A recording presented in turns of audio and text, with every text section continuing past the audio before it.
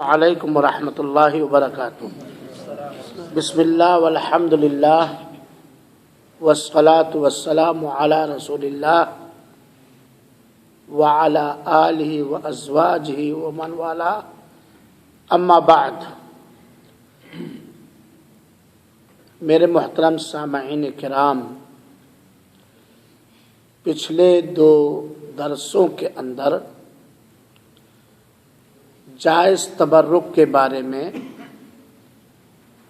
بتلایا گیا ہے کہ کن کن چیزوں سے کب کب اور کس طرح تبرک حاصل کرنا جائز ہے، درست ہے۔ آج کے اس درس میں اس موضوع کو مکمل کرتے ہوئے بہت ہی اختصار کے ساتھ ناجائز تبرک کو بتلانا چاہتا ہوں۔ ناجائز تبرک، حرام تبرک، یا وہ تبرک لینا جس سے شریعت مطہرہ نے، پاک و صاف شریعت اور دین نے منع کیا ہے، اور یہ جاننا بہت ضروری ہے۔ فائدے مند چیزیں بھی جاننا ضروری ہے اور نقصان دہ چیزوں کو بھی جاننا ضروری ہے۔ فائدے مند چیزیں جاننا اس لیے ضروری ہے کہ ان سے فائدہ حاصل کیا جائے، اور نقصان دہ چیزیں جاننا اس لیے ضروری ہے کہ ان نقصان پہنچانے والی چیزوں سے اپنے آپ کو اور دوسروں کو بچایا جائے۔ وعلیکم السلام ورحمۃ اللہ وبرکاتہ۔ ہمیں یہ بات سمجھ میں آ گئی ہوگی انشاءاللہ العزیز کہ اللہ تعالی نے جو دین، جو شریعت ہمارے آخری پیغمبر جناب محمد مصطفیٰ صلی اللہ علیہ وسلم کو دے کر بھیجا، اس دین کے اندر سب سے زیادہ اہم بات توحید ہے۔ توحید کی تکمیل کے لیے، توحید کو مکمل طریقے سے سمجھانے کے لیے اور توحید کی مکمل طریقے سے حفاظت کرنے اور حفاظت کا طریقہ بتلانے کے لیے اللہ کے رسول اکرم صلی اللہ علیہ وسلم تشریف لائے، اور سارے نبیوں کی بنیادی دعوت، مرکزی دعوت، اہم دعوت توحید تھی، کیونکہ اللہ تعالی نے سارے انسانوں اور جناتوں کو توحید ہی کے لیے پیدا کیا ہے۔ دوسرے لفظ میں کہہ سکتے ہیں کہ لا الہ الا اللہ کے لیے پیدا کیا ہے، اور دین اسلام کے اندر سب سے بڑی نیکی، سب سے اہم نیکی، سب سے بڑی عبادت، سب سے اہم عبادت جس کے بنا کوئی بھی عبادت رب کائنات قبول نہیں کرے گا، وہ توحید ہے۔ اور سب سے بڑا گناہ، سب سے گھناؤنا جرم اور اللہ تعالی سے سب سے بڑی بغاوت اور دشمنی اور عداوت کیا ہے؟ شرک ہے۔ اسی لیے اللہ تعالی نے قرآن مجید کے اندر اور نبی پاک صلی اللہ علیہ وسلم نے صحیح حدیثوں کے اندر توحید کی اہمیت کو صرف بتلایا ہی نہیں ہے، بلکہ وہ ان ساری چیزوں سے روک دیا ہے جس سے توحید میں کمی آ جائے، یا توحید میں خلل آ جائے، یا توحید ہمارا ڈیمیج ہو جائے۔ اور اللہ تعالی نے اور اللہ کے رسول اکرم صلی اللہ علیہ وسلم نے ان سارے راستوں کو بند کر دیا ہے جن راستوں پر چل کر انسان شرک جیسا گناہ کر سکتا ہے، چاہے وہ شرک اصغر ہو اور چاہے وہ شرک اکبر ہو، شرک جلی ہو یا شرک خفی ہو۔ دین اسلام نے شرک کو سب سے گھناؤنا تصور کیا ہے، سب سے گندا مانا ہے، بلکہ قرآن مجید نے شرک پر مرنے والوں کو دھمکی دی کہ وہ ہمیشہ ہمیشہ کہاں رہے گا؟ جہنم میں رہے گا۔ اسی لیے اللہ تعالی نے بھی، اور آپ اللہ تعالیٰ کے پیارے حبیب ہم سب کے آخری پیغمبر جناب محمد مصطفیٰ صلی اللہ علیہ وسلم نے ان سارے ذریعوں سے روک دیا ہے، ان سارے وسیلوں سے روک دیا ہے، ان ساری باتوں سے روک دیا ہے، ان سارے کاموں سے روک دیا ہے جن کی وجہ سے، جو شرک کا وسیلہ ہے، جو شرک کا ذریعہ ہے، جن کی وجہ سے انسان شرک میں لت پت ہو کر اپنے آپ کو ہلاک و برباد کر سکتا ہے، کیونکہ شرک یہ سب سے بڑا جرم اور سب سے بڑا گناہ ہے۔ اس لیے ہر مسلمان کو چاہیے کہ اگر وہ اپنے آپ کو مسلمان بنا کر، مومن بنا کر رب کے سامنے پیش کرنا چاہتا ہے تو صرف شرک ہی سے توبہ نہ کرے، صرف شرک ہی سے نہ بچے، بلکہ ان سارے ذریعوں سے، ان سارے وسیلوں سے، ان سارے کاموں سے بھی، ان ساری باتوں سے بھی بچے جن سے شرک میں وہ آ سکتا ہے۔ دیکھیے اللہ کے رسول اکرم صلی اللہ علیہ وسلم نے غیر اللہ کی قسم کھانے کو شرک کہا، جبکہ غیر اللہ کی قسم کھانا یہ شرک تک پہنچانے کا راستہ ہے، عبادت تک پہنچانے کا راستہ نہیں ہے۔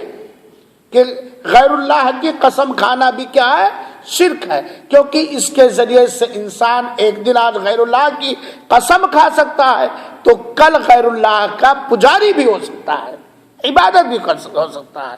تو ہمیں اور آپ کو بھی یہ بات اچھی طرح سمجھنی چاہیے اور جاننا چاہیے اور اس پر یقین کرنا چاہیے کہ توحید یہ نجات کا ذریعہ ہے اور شرک ہلاکت و بربادی کا ذریعہ ہے۔ لہذا ان ساری چیزوں سے جو ہم اپنے سماج کے اندر سنتے چلے آئے یا دیکھتے چلے آئے یا کرتے چلے آئے، اگر حقیقت کے ساتھ، دلائل کے ساتھ پتہ چل جائے کہ یہ شرک ہے یا شرک تک پہنچانے کا ایک سادھن، ایک ذریعہ ہے، تو فوراً اس سے ہمیں کیا کرنے لینا چاہیے؟ توبہ کرنا چاہیے۔ میں نے بتلایا تھا کہ نبی کریم صلی اللہ علیہ وسلم کی زندگی میں ان کی ذات پاک سے اور نبی کریم صلی اللہ علیہ وسلم کے آثار اور نشانیوں سے تبرک، اللہ کے ذریعہ تبرک حاصل کرنا جائز ہے۔ نبی کریم صلی اللہ علیہ وسلم کی زندگی میں آپ صلی اللہ علیہ وسلم کی ذات مبارک سے، ہے نا، اور آپ صلی اللہ علیہ وسلم کے آثار اور نشانیوں سے، آپ کے استعمال کیے ہوئے سامانوں سے تبرک حاصل کرنا جائز ہے، اور اس کی کئی دلیلیں بھی میں نے دی تھی۔ اب مسئلہ یہ ہے کہ نبی کریم صلی اللہ علیہ وسلم سے ان کی وفات کے بعد تبرک حاصل کرنا کیسا ہے؟ نبی کریم صلی اللہ علیہ وسلم سے آپ کی وفات کے بعد برکت حاصل کرنا کیسا ہے؟ ایک لفظ ابھی میں نے کہا ہے، ہو سکتا ہے اس سے کسی کو اطمینان نہ ہو۔ وہ لفظ ہے نبی کریم صلی اللہ علیہ وسلم کی وفات کے بعد، لفظ وفات استعمال کیا ہے، جس کو موت کہا جاتا ہے، موت کہا جاتا ہے۔ اور موت کہتے ہیں کہ اس جسم خاکی سے روح کا نکل جانا، جسم خاکی سے، مٹی سے بنے ہوئے جسم سے روح کا نکل جانا۔ بہت سارے لوگوں کا یہ غلط عقیدہ ہے نبی کریم صلی اللہ علیہ وسلم کے بارے میں کہ نبی کریم صلی اللہ علیہ وسلم کی وفات نہیں ہوئی ہے۔ قرآن کریم جب ہم کھول کر دیکھتے ہیں یا نبی کریم صلی اللہ علیہ وسلم کی ایک نہیں سینکڑوں حدیثیں جو صحیح سندوں سے مروی ہیں، صحیحین کی روایتیں، ہم انہیں پڑھتے ہیں تو یہ بات یقینی طور پر دلیلوں کی روشنی میں بڑی ذمہ داری کے ساتھ کہی جا سکتی ہے کہ موت اللہ کے رسول اکرم صلی اللہ علیہ وسلم پر طاری ہوئی، آپ کی وفات ہوئی، آپ کی بیویاں بیوہ ہوئی ہیں کہ نہیں ہوئی؟ آپ کی بیویاں بیوہ ہوئی، آپ کی قبر کھودی گئی، آپ کو قبر میں رکھا گیا، اور آج بھی آپ کی قبر مدینہ شریف میں موجود ہے۔ اور کوئی بھی عقل مند انسان جس کے پاس تھوڑی بھی عقل ہوگی کس کی قبر کھودتا ہے، کس کو قبر میں رکھتا ہے؟ ہاں صحیح بات ہے کہ نہیں ہے؟ کسی زندہ کو کوئی دفن کرے گا؟ ہاں کرتے تھے، زمانے جاہلیت کے کفار و مشرکین زندہ بچیوں کو دفن کر دیتے تھے۔ قرآن کریم میں اللہ تعالی نے بباغ دوحل اس بات کا پرچار اور اعلان فرما دیا، انکا میتون، اے نبی پاک صلی اللہ علیہ وسلم آپ بھی مرنے والے ہیں، آپ کو بھی وفات آئے گی۔ جب لفظ میت بولا جائے گا تو اس سے کیا سمجھ میں آئے گا؟ اس دیوار کے پیچھے چلا جا کے پردہ اٹھا، پردہ روپوش ہو گیا، پردے میں ہو گیا۔ اگر کسی کو کہا جائے فلاں کے گھر میت ہے، آپ کیا سمجھیں گے؟ اس گھر کا کوئی آدمی چادر میں لپٹ کر کہیں چھپ گیا ہے، کیا سمجھیں گے آپ؟ یعنی جو دنیاوی زندگی اب اس کی ختم ہو۔ انکا میتن وانہم میتون، اے نبی پاک آپ بھی مرنے والے، آپ کو بھی موت آئے گی، یہ قرآن کی آیت ہے، اور وہ لوگ بھی کفار مکہ بھی مرنے والے ہیں۔ اور دوسری آیت میں اللہ تعالی نے اعلان فرما دیا ہے، کل من علیہا فان، ہر ایک کو فنا کے گھاٹ اترنا ہے، ہر ایک کو فنا ہونا ہے۔ اس دنیا کا نام کیا ہے؟ ہاں ہمیشہ ہمیش کی زندگی یا فانی زندگی؟ فانی زندگی، مٹنے والی۔ تو کل من علیہا فان، قرآن کی آیت ہے، ہر ایک کو فنا ہونا ہے، ہر ایک کی موت آئے گی۔ کل من علیہا فان ویبقا، باقی رہے گا جو حی و قیوم ہے۔ کون ہے حی اور قیوم؟ خود زندہ رہنے والا، دوسروں کو تھامنے والا کون ہے؟ آیت الکرسی پڑھیے، حی اور قیوم صرف ایک، ویبقا، اور باقی رہے گا، وجہ ربک، تمہارے رب کا چہرے مبارک، جو ذوالجلال والاکرام ہے، جو بزرگ ہے، جو کرم والا اور اکرام والا ہے، جس کی شان جل جلالہ ہے، جس کی نعمتیں عما نوالہ ہے۔ تو ہمیشہ ہمیش باقی رہنے والا کون ہے؟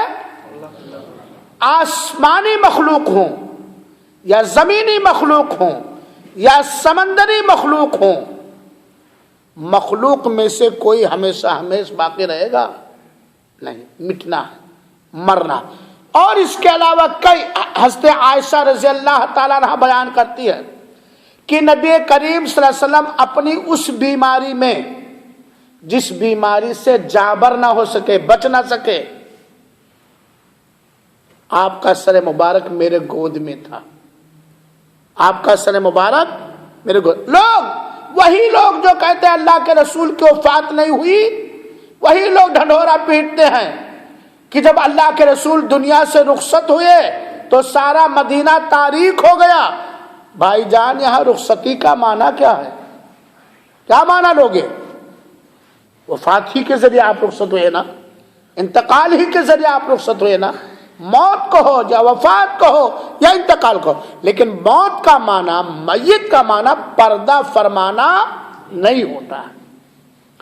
تو یہ بات یاد رکھیں کہ اللہ کے رسول اکرم کی موت ہوئی جیسے آپ سے پہلے سارے نبیوں اور سارے رسولوں کی وفات ہوئی۔ اور نبی کا وفات پانا یہ نبی کی شان میں گستاخی نہیں ہے. اللہ تعالیٰ کے وہ مخلوق تھے، اور مخلوق میں سب سے افضل مخلوق، سب سے کامل مخلوق، سب سے افضل اور سب سے زیادہ اللہ تعالیٰ سے قریبی اور سب سے مکمل، ان جیسا کوئی مکمل نہ آیا ہے اور نہ آئے گا، لیکن تھے مخلوق. خالق نہیں وفات پائے گا، صحیح نہیں؟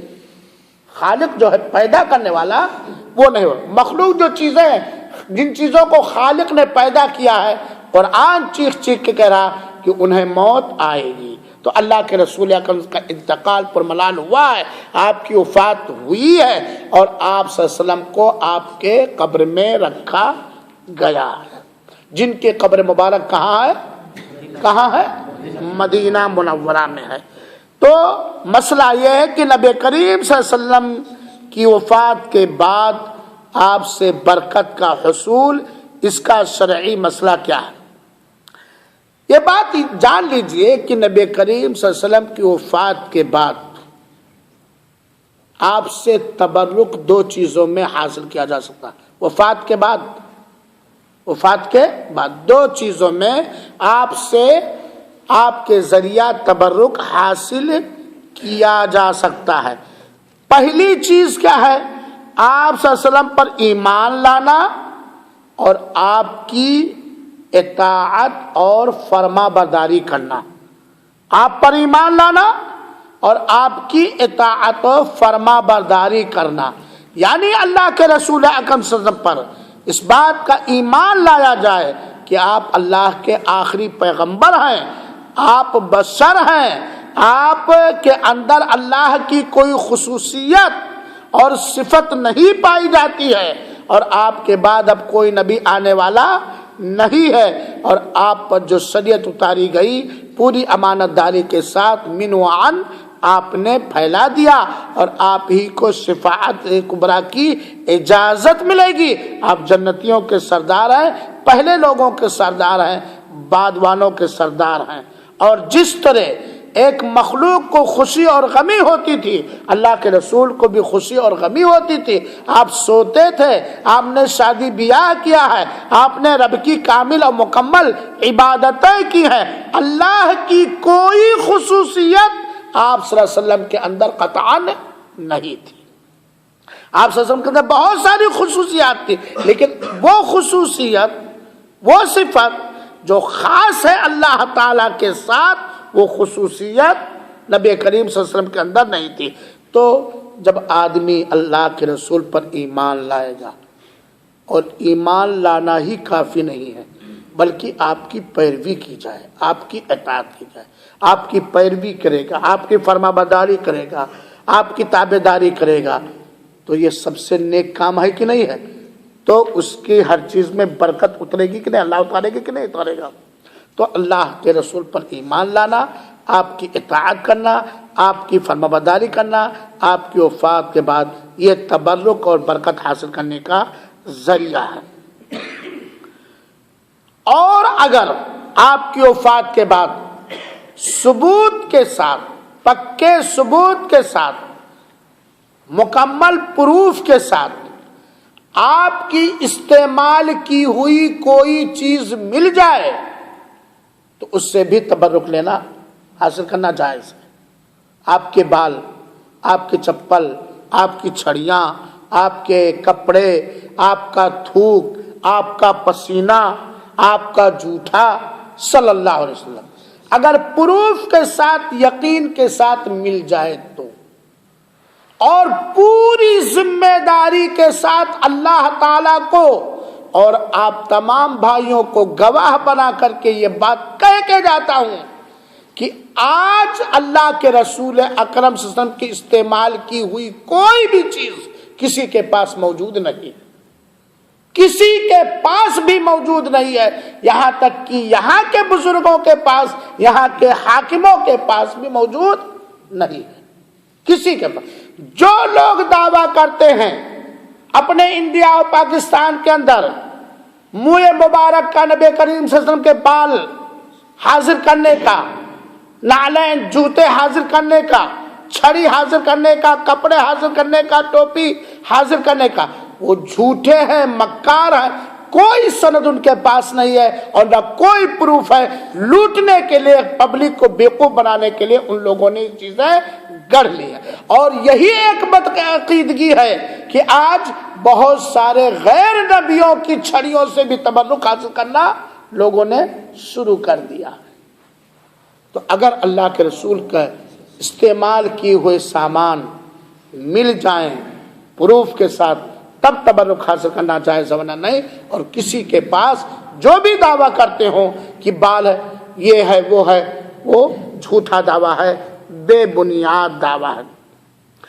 इन दो सूरतों के अलावा, पहली सूरत ईमान, इत्तिबा, पैरवी, दूसरी चीज सबूत के साथ अल्लाह के रसूल की इस्तेमाल की हुई चीज मिल जाए तो, और किसी के पास, किसी भी हुकूमत के पास, दुनिया के किसी भी हुकूमत के पास ये चीज नहीं। इन दो चीजों के अलावा और किसी चीज से आपकी वफात के बाद तबर्रुक हासिल करना जायज नहीं। जैसे और कौन सी चीज है जिससे तबर्रुक लोग हासिल करते हैं?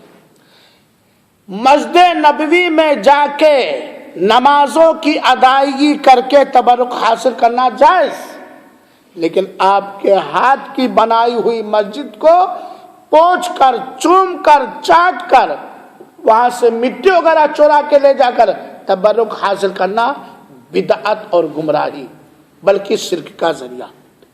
दूसरी चीज, अल्लाह के रसूल अकरम सल्लल्लाहु अलैहि वसल्लम की कब्र की तरफ बार बार देखना बड़े दर्द के साथ, या वहां बैठकर कुरान पढ़ना कि हो सकता है रसूल का फैज मिल जाए, बरकत मिल जाए, या आपकी कब्र मुबारक को चूमना और चाटना और छूना, या वहां खड़े होकर के आपसे कोई ऐसी चीज मांगना जिसके देने की ताकत बिल्कुल आप नहीं रखते, या आपसे दुआ करना, या आपके सामने इस तरह, आपके कब्र मुबारक के सामने इस तरह अदब और एहतराम के साथ खड़े होना जिस तरह नमाज के अंदर बंदा रब्बे कायनात के सामने खड़ा होता है, उसी खौफ के साथ, उसी आशा के साथ, उसी उम्मीद के साथ। या कब्र रसूल से कोई चीज उठा करके लाना और इनसे तबर्रुक हासिल करना, ये बिदअत है, ये गुमराही है और ये शिर्क का जरिया है।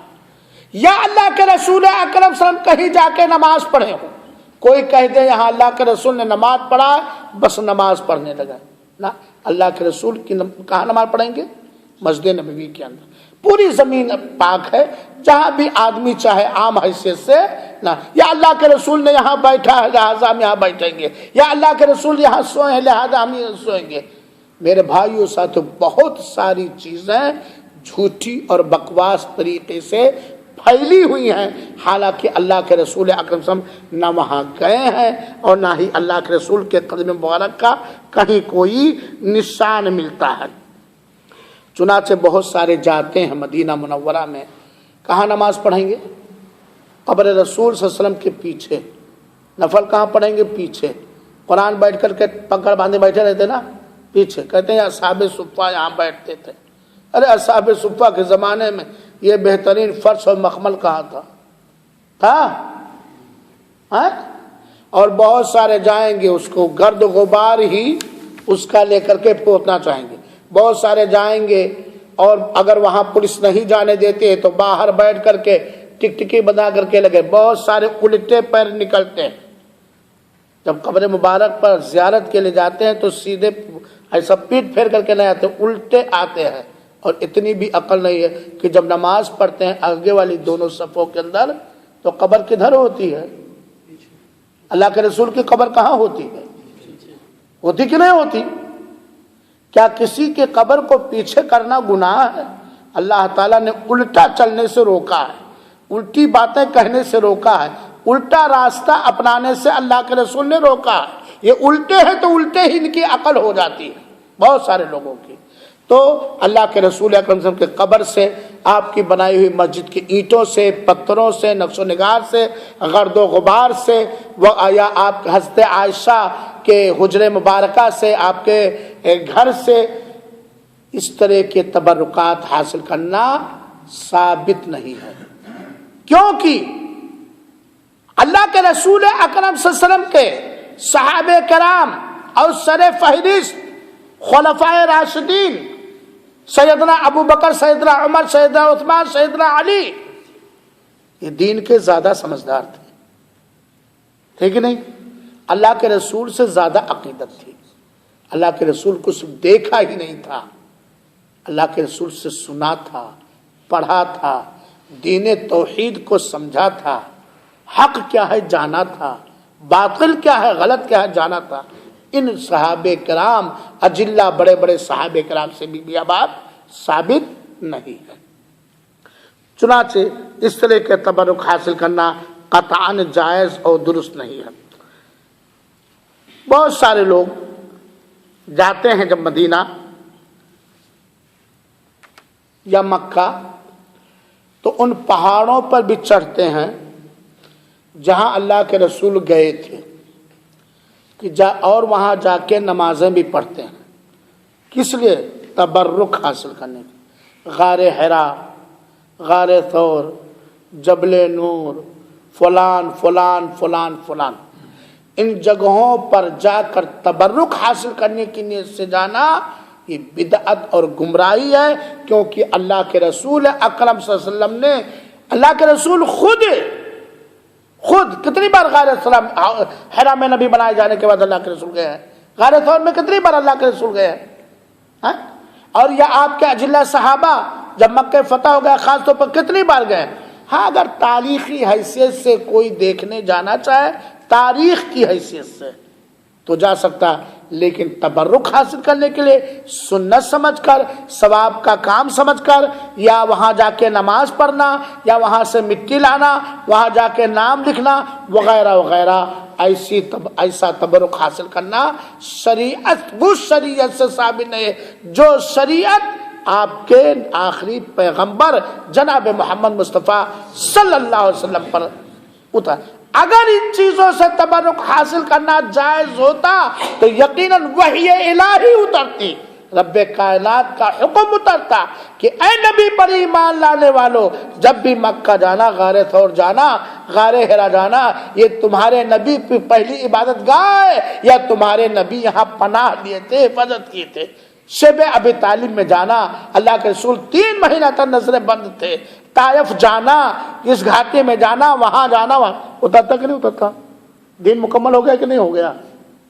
دین مکمل، دین بڑا آسان تھا، لیکن دین کے نام پر لوٹنے والوں نے بڑا ہی کٹھن اور مشکل، اور لوگ غار حرا میں تو گیا تھا، میں گیا، مجھے کچھ بھی تھکاوٹ نہیں لگی، وہاں کی برکت اتنے فخر سے بیان کرتے، وہاں کی برکت، کہ وہاں کی برکت ایسی ملی کہ غار ثور میں چڑھ گیا، غار حرا پہ چڑھ گیا، کوئی ہمیں تھکاوٹ نہیں، برکت ملتی ہے، لوگ کہتے ہیں۔ حالانکہ بات کیا ہے؟ بے بنیاد اور غلط ہے۔ جب نبی کریم صلی اللہ علیہ وآلہ وسلم کی دنیا سے رخصتی کے بعد 2 چیزوں کے علاوہ جو میں نے بتلایا، کسی چیز سے تبرک حاصل کرنا جائز نہیں ہے، تو نبی کے امتیوں میں جو نیک لوگ ہیں، جو بزرگ لوگ ہیں، شریف لوگ ہیں، ان سے، ان کی کن کن چیزوں سے تبرک حاصل کرنا جائز ہے؟ ان کی بھی 2-3 چیزوں سے تبرک حاصل کرنا جائز ہے۔ وہ کیا؟ ان بزرگان دین نے، صحابہ کرام نے، سلف صالحین نے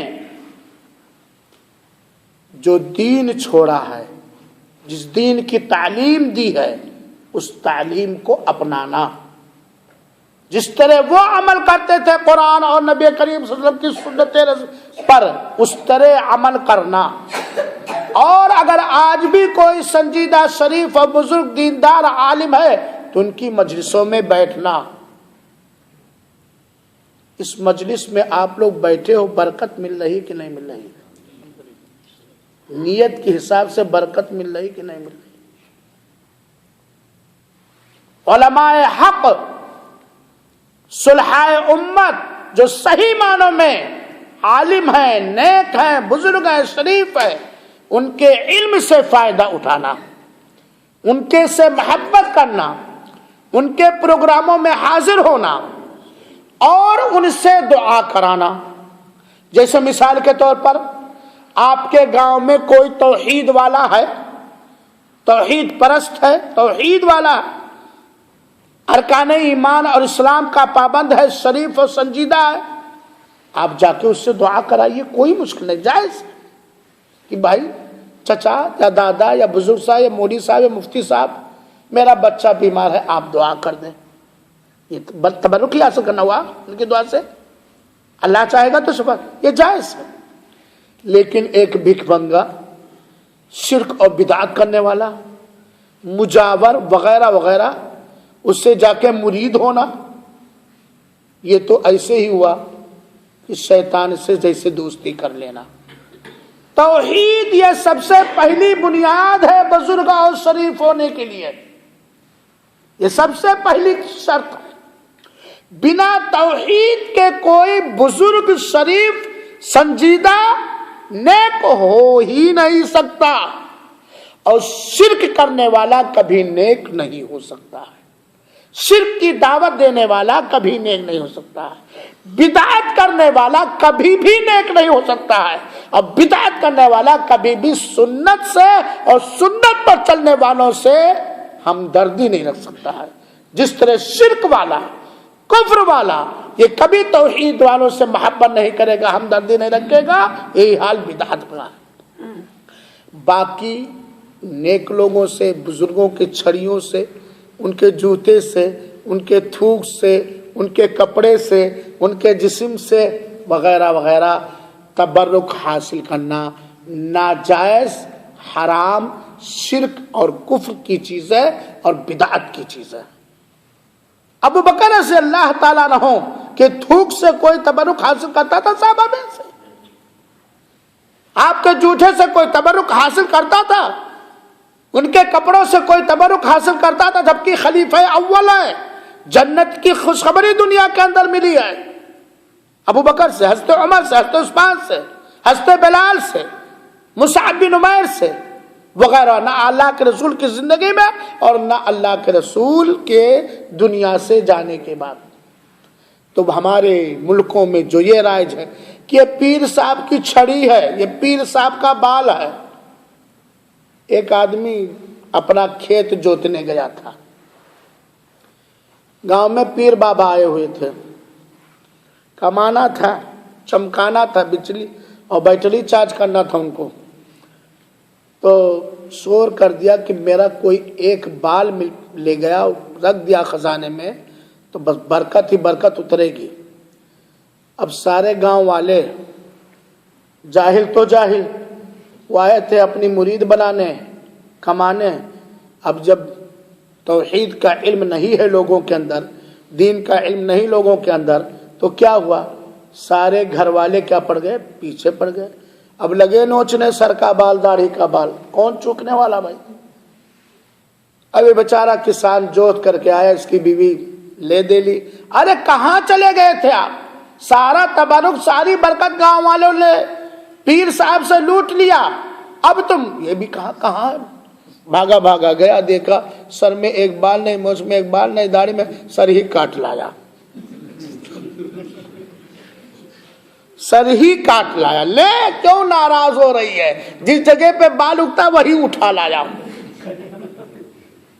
तो आज हमारे मुल्कों में, बुरा ना लगे मेरे भाई, मेरे मुल्कों में लूटने वाले एक नहीं, पाखंडी जिनको कहना कोई गलत नहीं होगा, एक नहीं हजारों हैं। ये पीर साहब, हाँ लड़का पैदा हुआ, बहू ने क्या अपने ससुर, अब वो लड़का पैदा, क्या करो तो जाओ बाबा का जूठा ले आओ पिला दो। करते कि नहीं करते लोग, बाबा का जूठा ले आओ। और नहीं तो हिंदुओं की चीजें मुसलमान, नहीं तो जाओ उस औरत से उसके लड़के का कपड़ा मांग लाओ जिसका कोई लड़का मरा नहीं है, ताकि वो कपड़ा पहना दूं और कोई मरे नहीं। या मौलवी साहब के पास ले जाओ मौलवी साहब को कह दो हाथ रख दे, نہیں جھوٹا لے آؤ، نہیں پانی لے آؤ ان کا، یا کپڑا لے آؤ وغیرہ وغیرہ۔ لوگ آج بہت سارے لوگوں کے چھڑیوں سے تبرک حاصل کر رہے ہیں، جوتے سے تبرک کر رہے ہیں، پیر چوم چوم کے تبرک حاصل کر رہے ہیں اور سمجھتے وہ صلحاء امت ہیں، وہ ولی اور بزرگ ہیں، جبکہ وہ شرک کرنے والے اور شرک کی دعوت دینے والے ہوتے ہیں۔ آپ دیکھیے واٹس ایپ پہ دیکھیے، فیس بک پہ دیکھیے، کتنے ایسے ہمارے ہندوستان اور پاکستان کے مرد اور عورت ہیں جو جعلی پیروں کے ساتھ ناچتی پیر چومتی ہیں۔ ہے بات صحیح؟ ایسا ہوتا کہ نہیں ہوتا؟ ہائے غیرت، ہائے ایمان، قربان کر دیا تو نے اپنی غیرت کو ایمان سے پہلے۔ اور کتنے ایسے دیوس قسم کے لوگ ہیں کہ اپنی بیویوں کو پیر صاحب کے حوالے کر دیتے ہیں، جائیں پیر صاحب کا پیر دبائیں، برکت حاصل کریں، تبرک۔ یہ چیز آئی کہاں سے؟ شیعوں سے۔ یہ چیز کہاں سے آئی ہے؟ شیعوں سے۔ تو بہرحال کسی بھی نیک اور بزرگ کے جوتے سے، اس کے کپڑے سے، اس کے چھڑی سے، اس کے چپل وغیرہ سے تبرک حاصل کرنا جائز نہیں۔ ہاں اس کے علم سے تبرک حاصل کیجئے، اس سے دوستی کر کے، اگر وہ توحید والا ہے تبھی وہ نیک ہوگا، تبھی وہ بزرگ ہوگا۔ بزرگ کے لیے توحید شرط ہے، شرک سے توبہ شرط ہے، یہ پہلی شرط ہے۔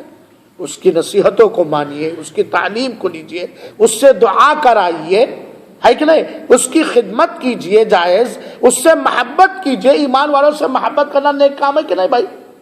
ایمان والوں سے محبت کرنا یہ نیک کام ہے میرے بھائیوں اور ساتھیوں۔ اسی طریقے سے آپ کو بتلایا جا چکا ہے کہ مسجد نبوی، خانہ کعبہ، مسجد اقصی اور مدینہ گئے تو مسجد قباء سے تبرک حاصل کرنا جائز ہے۔ تبرک کا طریقہ کیا ہوگا؟ اس کے اندر نمازیں پڑھنا، اس کے اندر نمازیں پڑھنا ہے نا، یہ بتایا گیا ہے۔ اس کے علاوہ کسی بھی مسجد سے تبرک حاصل کرنا جائز نہیں۔ کس طرح تبرک؟ کہ وہاں جا کے نماز پڑھیں گے تو زیادہ ثواب ملے گا۔ اس طرح ساری مسجدوں میں جا کے آپ نماز پڑھیں، کوئی مشکل نہیں ہے، لیکن اس عقیدے کے ساتھ کہ اب مدینہ کی مسجد قبلتین ہے، مسجد سبعہ ہے، مسجد اجابہ ہے، سارے ستین پہ کا نام مسجد کا نام مسجد اجابہ ہے، سارے شیعہ وہاں پہنچے رہتے ہیں۔ اسی لیے حکومت نے تو بہت ساری مسجدوں کو توڑ کر جہاں مسجد سبا وغیرہ ہے اس کو میدان بنا دیا ہے کہ اس مسجد میں جائیں گے تو زیادہ ثواب ملے گا، کیونکہ وہاں بلال حبشی نے نماز پڑھا تھا۔ یہ کون سی بات ہوئی؟ کس مسجد میں جانے سے مدینہ میں زیادہ ثواب ملے گا؟ مسجد نبوی میں، ہے کہ نہیں؟ مسجد نبوی سے بڑھ کے مدینہ کی کوئی مسجد نہیں۔ دوسرے جگہ پر دوسرے حیثیت پہ کیا ہوگی؟ پہلی مسجد اسلام کی مسجد قباء۔ تو اس طرح کے مسجدوں میں یہ عقیدہ رکھ کر کے کہ اس مسجد میں جائیں گے تو برکت ملے گی اور اس مسجد میں جائیں گے تو زیادہ ثواب ملے گا، خاص کر کے اس کی کوئی دلیل قرآن و حدیث کے اندر نہیں پائی جاتی ہے۔ اسی طریقے سے میرے بھائیوں ساتھیوں، بہت سارے لوگ خاص طور پر مکہ اور مدینہ میں آتے ہیں یا عراق وغیرہ جاتے ہیں، ہے نا، تو بہت سارے پہاڑوں سے برکت حاصل کرتے ہیں۔ یہ احد پہاڑ، یقیناً احد پہاڑ کی فضیلت قرآن میں آئی ہے، لیکن احد پہاڑ پہ چڑھنے کی فضیلت قرآن و حدیث میں نہیں آئی ہے۔ شریعت کے اندر احد پہاڑ کی فضیلت آئی ہے، بہت ساری جگہوں پر احد پہاڑ کو مطلب مثال دیا گیا ہے کہ جنازے میں شریک ہوا تو احد پہاڑ کے برابر ثواب ملے گا۔ یہ اللہ کے رسول احد پہاڑ پہ چڑھے بھی ہیں اور احد پہاڑ ہلنے لگا، اللہ کے رسول نے کہا ٹھہر جا، تیرے اوپر ایک نبی ہے اور ایک صدیق ہے اور ایک شہید ہے، حضرت عثمان حضرت ابوبکر تھے۔ لیکن احد پہاڑ پہ چڑھنا تبرک حاصل کرنے کے لیے، احد پہاڑ کا پتھر لانا، احد پہاڑ کا مٹی لانا اور جبل جن لانا یا مسجد جن جانا، فلاں فلاں فلاں، اس کی کوئی ثبوت نہیں ملتا، لہذا ان چیزوں سے، ان جگہوں سے بھی تبرک حاصل کرنا جائز نہیں۔ بہت سارے لوگ بہت ساری جگہوں کے درختوں سے تبرک حاصل کرتے ہیں کہ یہ نبی کے زمانے میں درخت تھا۔ بہت سارے لوگ بہت سارے کنویں سے مدینہ میں جا کر کہتا یہ کنواں نبی کے زمانے میں تھا، حضرت عثمان نے خریدا وغیرہ وغیرہ، اور اس کا گندا پانی پی کے بیمار بھی ہو جاتے ہیں۔ مدینہ جاؤ نا تو کہتے مولانا مسجد قبلتین نہیں جاؤ گے، مسجد صبا نہیں لے جاؤ گے، فلاں جگہ نہیں لے جاؤ گے، وہ حضرت عثمان کا کنواں کہاں مولانا وہاں نہیں لے چلو گے، قلعہ کعب بن اشرف نہیں لے جاؤ گے، فلاں فلاں فلاں فلاں. بہت سارے لوگ درختوں سے بھی تبرک، یہ بزرگ نے لگایا تھا ہمارے گاؤں کے، لہذا اس کے نیچے جب بیٹھو گے تو ٹھنڈی ہوا اور سایہ کے علاوہ بیماری بھی دور ہو جائے گی. اسی لیے دیکھیں بہت سارے جہاں جہاں آستانے بنے ہیں، مزار اور درگاہ بنے ہیں، وہاں سایہ دار پیڑ بھی لگایا جاتا ہے، اور یہ کہا جاتا ہے کہ فلاں بزرگ کے ہاتھ کا لگایا ہوا پیڑ ہے، لہذا اس سے تبرک حاصل کرو. میرے بھائیوں ساتھیوں، جب مکہ فتح ہوا، کس سن میں فتح ہوا؟ سن 8 ہجری میں. حضرت واقد لیثی رضی اللہ تعالی بیان کرتے ہیں، مسند احمد اور ترمذی وغیرہ سنن کی روایت ہے، جب مکہ فتح ہوا تو اللہ کے رسول اکرم صلی اللہ علیہ وسلم نے اپنے صحابہ کرام کو لگ بھگ 12,000 کی تعداد میں، 2,000 مکہ کے تھے اور 10,000 تو آپ کے ساتھ تھے، ہاں، تو لے کر کے اللہ کے رسول نے غالباً حوازن، قبیلے حوازن کی طرف جانے لگے. تو صحابہ کرام نے دیکھا کہ ایک بیری کا پیڑ ہے جہاں پر زمانے جاہلیت کے کافر اور مشرک اپنے تلوار کو لٹکاتے ہیں اس عقیدہ اور آستھا کے ساتھ کہ اس پیڑ پر لٹکانے سے اس میں برکت آ جائے گی، اور وہاں بیٹھ کر اعتکاف کرتے ہیں، عبادت کرتے ہیں اس پیڑ کے پاس اور دعائیں کرتے ہیں. صحابہ کرام میں سے بہت سارے لوگ نئے نئے مسلمان ہوئے تھے، عقیدہ توحید کو انہوں نے پوری طرح سمجھا نہیں تھا.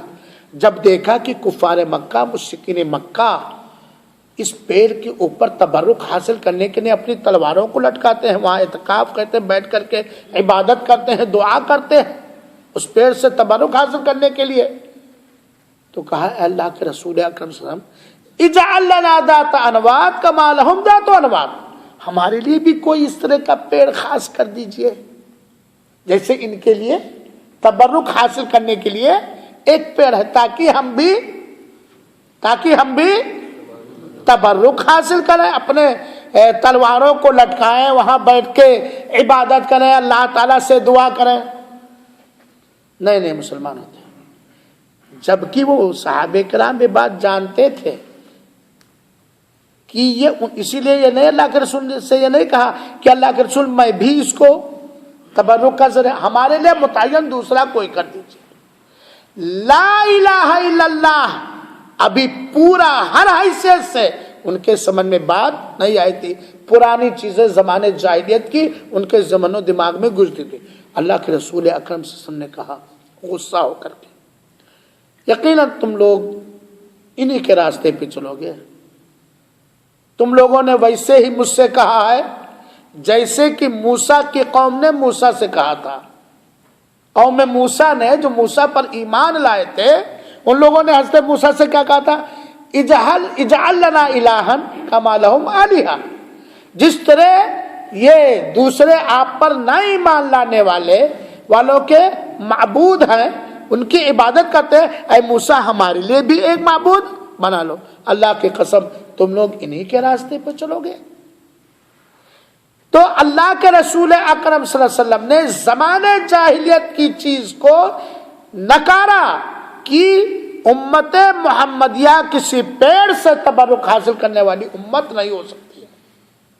امت محمدیہ اسی لیے حضرت عمر کا جب زمانہ آیا، ان کا دور خلافت جب آیا تو صلح حدیبیہ کے موقع پر سن 6 ہجری کے اندر، حدیبیہ کے اندر ایک جگہ کا نام ہے، اللہ کے رسول اکرم صلی اللہ علیہ وسلم نے حضرت عثمان کے مشہور عثمان شہید کر دیے گئے، تو ان کے خون کا بدلہ لینے کے لیے جس درخت کے نیچے اللہ کے رسول اکرم صلی اللہ علیہ وسلم نے صحابہ کرام سے بیعت کیا تھا، جس کا نام بیعت رضوان ہے، جب حضرت عمر کا زمانہ آیا تو دیکھا کہ بہت سارے لوگ اس سے تبرک حاصل، حضرت عثمان نے اسے کاٹ دیا، تو کسی حضرت عمر کے زمانے میں کٹا، تو کسی درخت وغیرہ سے تبرک حاصل کرنا جائز اور درست نہیں ہے. میرے بھائیوں اور ساتھیوں، قبروں سے تبرک حاصل کرنا، قبروں سے تبرک لوگ کیسے حاصل کرتے ہیں؟ اس پر چادریں چڑھاتے، پھول چڑھاتے، مالا چڑھاتے، مجاوری کرتے، چراغ بناتے، قرآن پڑھتے، فاتحہ پڑھتے، سجدے کرتے، طواف کرتے. یہ چیزیں آئی کہاں سے؟ کفار مکہ اور غیر مسلموں سے. مکہ کے کافروں کی جب آپ ہسٹری اور تاریخ پڑھیں گے تو وہ اپنے گھروں میں مورتی بنا کے رکھتے تھے، مورتی.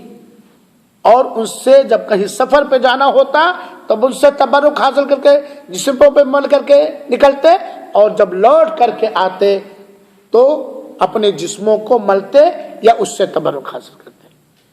مسلمان قوم پیڑ کا پجاری ہوگا، مسلمان قوم مٹی کا پجاری ہوگا، پتھر کا پجاری ہوگا، پیڑ کا پجاری ہوگا، کسی مخلوق کا پجاری ہوگا، کسی مخلوق کے کرشمے سے اس کا اوبھگت کرنے والا ہو جائے گا. مسلمان قوم کس کی عبادت کرے گا؟ کس کی عبادت کرے گا؟ کس کی بندگی کرے گا؟ عبادت میں کس کی اطاعت و فرمانبرداری کرے گا؟ اللہ اس کے رسول کی. ہے کہ نہیں؟ آج دیکھ لیجئے قبروں سے کس طرح قبر کو دھل کر کے لوگ لاتے ہیں، ہے نا. اور مکہ میں جب آتے ہیں، جب قبر نہیں پاتے ہیں تب کس سے تبرک حاصل کرتے ہیں؟ حتیم کی دیواریں رگڑتے ہیں، ایسے پورے خانہ کعبہ میں چمٹتے ہیں. خانہ کعبہ میں کہاں کہاں چھونا جائز ہے؟ حجر اسود اور رکن یمانی. کیوں؟ کیونکہ اللہ کے رسول نے روکا. یہ نہیں کہ ہمیں نفع نقصان پہنچانے والا. مقام ابراہیم پر لوگ بالکل، پولیس وہاں روکتی بھی مقام ابراہیم پر. صفا پہ جائیں گے تو جو چڑھائی ہے وہاں تک پہنچ گیا کافی ہے، جا کے وہ پتھر پہ بیٹھیں گے تبرک حاصل کرنے کے لیے. اس لیے حکومت نے گھیر دیا. مروہ پہ جائیں گے تو پتھر جو تھوڑا تھوڑا دکھ رہا نا، حالانکہ جس صفا پر ہمارے رسول، جس صفا کے بالائی پر، اونچائی پر ہمارے رسول اور حاجت چڑھی تھی، یا جس مروہ پر، وہ تو ہے ہی نہیں اس وقت، خالی وہ جگہ باقی ہے. وہ صفا پہاڑی اتنی بڑی پہاڑ. تو لوگ مقام ابراہیم سے، خانہ کعبہ کے چاروں طرف سے، حتیم کے دیواروں سے، اور صفا پہاڑی کے پتھروں سے، یا اس پہ چڑھ کر کے، یا اسی طریقے سے میقات کی مسجدوں سے، یا اسی طریقے سے مروہ پر یہ تبرک حاصل کرتے ہیں. یہ اللہ کے رسول اکرم سے ثابت نہیں. سوال یہ پیدا ہوتا ہے جب یہ قرآن و حدیث سے ثابت نہیں ہے، اور سب سے پرانا اور سب سے نیا، جتنا بھی عمل کرو نیا، نئی چاشنی، نئی لذت، نیا مٹھاس ملتا ہے. کیا ہے؟ قرآن اور نبی کی سنت. قرآن اور نبی کی. اے میرے مسلمان بھائیوں، نوجوانوں، ساتھیوں، ہم کس پر چل کر نجات پائیں گے؟ چاہے عبادت ہو، چاہے عقیدہ ہو، چاہے تبرک ہو، چاہے لین دین ہو، چاہے شادی بیاہ ہو، چاہے تجارت ہو، یا دنیا کا کھیتی باڑی ہو، کوئی بھی کام، کس چیز پر چل کر کے ہم نجات پائیں گے، کامیابی حاصل کریں گے؟ رب کے فرمان پر اور مدینہ والے رسول اکرم صلی اللہ علیہ وسلم کے راستے پر. صحیح ہے یا غلط؟ حق وہی ہے جو رب نے آسمان سے قرآن میں اتارا، اور رب نے وحی کے ذریعے ہمارے نبی پر اتارا، اور نبی نے اس پر عمل کیا. بات کے لوگ کوئی کچھ بھی کہے اس کی طرف کوئی دھیان نہیں دیں. تو یہ چیزیں کیسے لوگ عمل کرنے لگے؟ یہ چیزیں آئی ہیں غیر مسلموں سے، اور غیر مسلموں میں سب سے پہلے غیر مسلم مکہ کے کفار اور مشرکین سے. ان کے ہاں پتھروں سے تبرک حاصل کرنے کا، مورتیوں سے تبرک حاصل کرنے کے ذرائع تھے، ہے نا. وہاں سے یہ چیزیں آئیں. پھر اس کے بعد مسلمانوں کے نام پر، مسلمانوں کے نام لے کر یہودیوں اور مجوسیوں کی اولاد نے اس کو خوب بڑھایا. صوفیوں نے، ایک صوفیزم ہے، ان لوگوں نے اس کو خوب فروغ دیا، اور یہ چیز آج بھی مسلم قوم کے اندر یہ سارے غلط تبرکات پائے جاتے ہیں. سوال یہ ہے کہ اس سے بچا کیسے جائے؟ بچنا ضروری ہے جب اللہ کے رسول ثابت نہیں ہے. شرک ہے، بدعت ہے، خرافات ہے، بچنا ضروری ہے. کیسے بچ سکتے ہیں؟ دین کا صحیح علم حاصل کیا جائے. دین کا صحیح علم حاصل کیا جائے، توحید کا صحیح علم حاصل کیا جائے، عقیدے کا صحیح علم حاصل کیا جائے، سنت رسول صلی اللہ علیہ وسلم کا صحیح علم حاصل کیا جائے. تبھی تو جان پائیں گے کیا کرنا چاہیے، کیا نہیں کرنا چاہیے. صرف مولوی صاحب کے کہنے پر نہیں. اور کیا مولوی کی ذمہ داری آپ کو سمجھائے؟ ہر ایک کی ذمہ داری ہے، ہر بندے کی ذمہ داری ہے جو رب کا وفادار بننا چاہتا ہے، نبی کا وفادار بننا چاہتا ہے، اپنے دین کا وفادار بننا چاہتا ہے، اپنے آپ کو جہنم سے بچانا چاہتا ہے، جو اپنے آپ کو اللہ کی رحمت کا مستحق ٹھہرانا چاہتا ہے، جو اللہ کی رحمت سے، اللہ سے برکت چاہتا ہے، اس کی ذمہ داری ہے کہ صحیح تعلیم حاصل کرے، عقیدے کی تعلیم، سنت کی تعلیم حاصل کرے۔ پہلی چیز تو یہ۔ دوسری چیز، جب پتہ چل جائے کہ یہ چیز نبی کے طریقے کے خلاف ہے، نبی کے عقیدے کے خلاف ہے، تو اس پر یہ نہیں، تب یہ لولی لگڑی تب یہ اتنے سارے لوگ کرتے ہیں کہ سب جاہل ہے، اتنے بڑے بڑے پگڑ والے کرتے ہیں کیا سب جاہل ہیں؟ تو ہم کہیں گے ہاں جاہل نہیں ہے تو جاہل بنا رہے ہیں۔ یہ بتلاؤ میرے بھائیوں ساتھیوں، آج ہمارے ہندوستان اور پاکستان کے اندر اور بنگلہ دیش وغیرہ کے اندر قبر کو پوجا جا رہا کہ نہیں کیا جا رہا، کہ نہیں کیا جا رہا؟ چاہے اس پہ طواف کیا جا رہا ہو، اور چاہے اس پہ جھکا جا رہا ہو، اور چاہے اس کا سجدہ کیا جا رہا ہو، یا چاہے اس پر کچھ چڑھایا جا رہا ہو، اور چاہے اس کو پکی بنایا جا رہا ہو، یا چاہے اس کی مجاوری کی جا رہی ہو، چاہے اس پر عرس بنایا جا رہا ہو، چاہے اس پر دیا اور چراغ جلایا جا رہا ہو رہا ہے کہ نہیں ہو رہا ہے؟ اور یہ کرنے اور کروانے کے پیچھے یا مولوی ہے یا مولوی نما ہے، یا مولوی ہے یا مولوی نما ہے، تو جاہل ہے کہ نہیں ہے؟ پڑھا لکھا جاہل ہے کہ نہیں ہے؟ یہودیوں اور نصرانیوں پر اللہ کا غضب ہوگا۔ کیوں؟ ایک جانکار تھا لیکن عمل نہیں کرتا تھا، ایک جانتا نہیں تھا لیکن اس کو ویسے جہالت کی وجہ سے کرتا تھا۔ تو میرے بھائیوں ساتھیوں، جب پتا چل جائے کہ یہ خرافات ہے، یہ شرک ہے، یہ بدعت ہے، یہ حرام ہے، یہ ناجائز ہے، پہلی فرصت میں اس سے توبہ کر لینا، اسے چھوڑ دینا، اور اگر دل میں نہیں مطمئن تو اور تحقیق اور چھان بین کرنا، اور تحقیق کرنا وحی کی کسوٹی سے، قرآن اور حدیث کی کسوٹی سے۔ فلاں مولوی صاحب کے، مفتی صاحب کی کسوٹی نہیں چلے گی، قرآن کی، کیا قرآن میں ثابت ہے، کیا حدیث رسول میں ثابت ہے؟ کیونکہ ان چیزوں کو عام کرنے کے لیے بہت سارے لوگوں نے ضعیف اور موضوع روایتیں بھی گڑھی، بہت ساری ضعیف روایتیں پائیں گے، بہت ساری من گھڑت روایتیں پائیں گے۔ اسی طریقے سے میرے بھائیوں، ایک تبرک حاصل لوگ اور کرتے ہیں، ان دنوں یا ان جگہوں پر جا کر تبرک ہے جہاں اللہ کے رسول پیدا ہوئے ہیں، یا جن دن میں اللہ کے رسول پیدا ہوئے ہیں۔ یہ آج عید میلاد النبی جو منایا جاتا ہے، شب معراج جو منایا جاتا ہے نا، یا 12 وفات جو منایا جاتا ہے، یا محرم جو منایا جاتا ہے نا، یا تیجا جو کیا جاتا ہے، یا چلسواں جو کیا جاتا ہے، یا بھنڈارا جو کیا جاتا ہے، یہ کیوں کرتے؟ تبرک حاصل کرنے کے، اللہ کے رسول سے محبت سے تبرک۔ مکہ جائیں گے، اللہ کے رسول کہاں پیدا ہوئے تھے؟ بھائی بتاؤ، ہاں یہی گھر ہے ام ہانی کا، ہاں یہی ہے، یہی ہے، جاؤ وہاں بھی چلے جاؤ۔